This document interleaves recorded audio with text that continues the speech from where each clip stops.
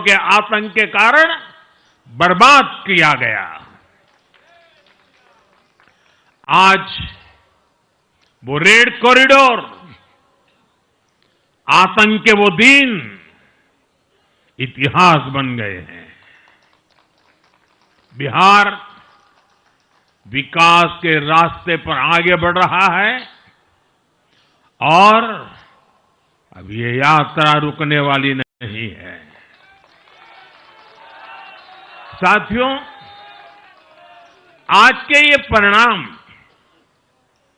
उन विकास विरोधियों को भी बिहार का जवाब है जो कहते थे और बेशर्मी से कहते थे कि बिहार को एक्सप्रेसवे और हाईवे नहीं चाहिए, जो कहते थे बिहार को इंडस्ट्री नहीं चाहिए, जो कहते थे कि बिहार में ट्रेन एयरपोर्ट की क्या जरूरत है।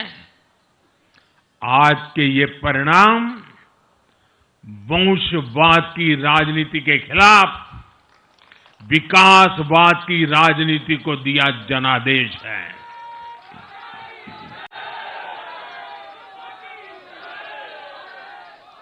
साथियों, भारत के विकास में बिहार के लोगों की बहुत बड़ी भूमिका रही है, लेकिन जिन लोगों ने दशकों तक देश पर शासन किया, उन लोगों ने हमेशा बिहार की एक झूठी छवि बनाई। इन लोगों ने बिहार को बदनाम किया। इन लोगों ने न बिहार के गौरवशाली अतीत का सम्मान किया, न बिहार की परंपरा और संस्कृति का आदर किया और न यहां के लोगों की इज्जत की।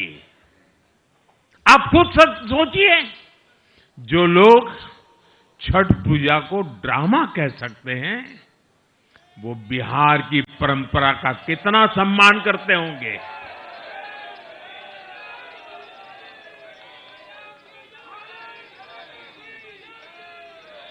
और इनकी हेकड़ी देखिए।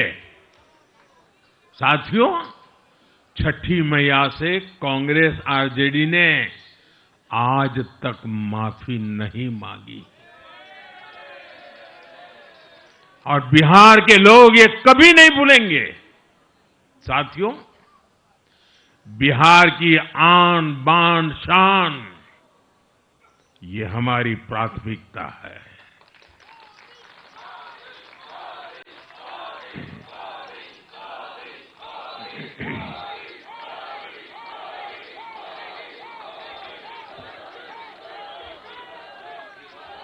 हमारी सरकार छठ को यूनेस्को की हेरिटेज लिस्ट में शामिल करने का प्रयास कर रही है। लक्ष्य ये है कि पूरा देश, पूरी दुनिया इसके महत्व से, इस संस्कृति से जुड़ सके। आपने भी इस बार देखा है कि जब इस बार छठ पूजा के दौरान रेलवे स्टेशनों पर छठी मैया के गीत गूंजे, तो हर कोई इस पावन पर्व में सम्मिलित होता दिखा। साथियों, पिछले वर्ष देश के लोगों ने लगातार तीसरी बार एनडीए को अपना जनादेश दिया था। 60 वर्षों बाद ऐसा अवसर आया जब किसी को लगातार तीसरी बार सत्ता में आने का अवसर मिला। ये देश के विश्वास का, देशवासियों के आशीर्वाद का परिणाम था। और लोकसभा चुनाव के बाद देश के कई राज्यों में भी हमें विधानसभा चुनावों में प्रचंड बहुमत के साथ जीत मिली। जिस हरियाणा की धरती ने जय जवान जय किसान की भावना को आगे बढ़ाया, उस हरियाणा ने हमें लगातार तीसरी बार सेवा का अवसर दिया है। छत्रपति शिवाजी महाराज, बाबा साहब आंबेडकर और वीर सावरकर की पुण्यभूमि महाराष्ट्र में हमें प्रचंड जीत मिली। लगातार तीसरी बार महाराष्ट्र ने हमें विजयी बनाया।